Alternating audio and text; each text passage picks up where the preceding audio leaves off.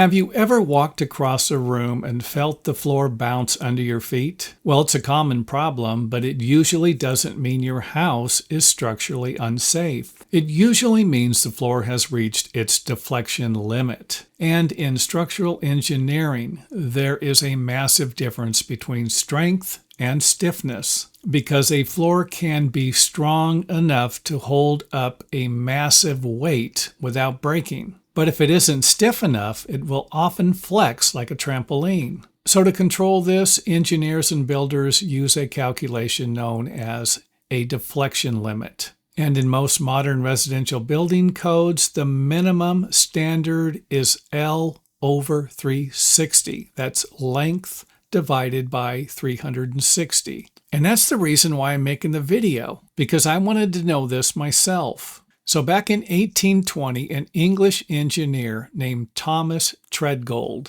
was trying to solve a very messy problem, because at the time ceilings were made of heavy, rigid plaster. And if the floor joist above bent a little too much when someone was walking on top of the floor, the plaster ceiling in the room below could crack and fall apart. So he established a mathematical rule to protect those ceilings. He determined that a floor joist should not sag more than 1/40th of an inch for every foot of its length.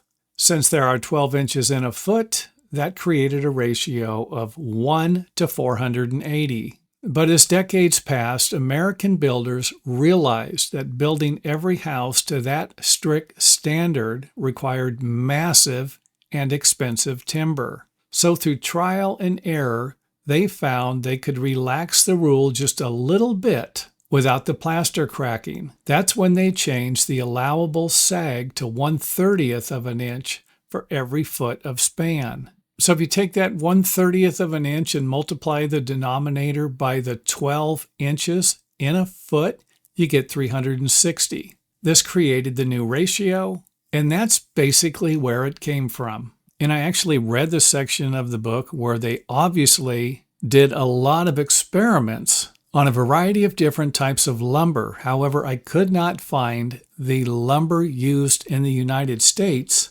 that is the most common, like Douglas fir or southern pine. And while doing some of the research for this video, there are some flooring product manufacturers that require 720 instead of 360 to prevent their flooring products from being damaged.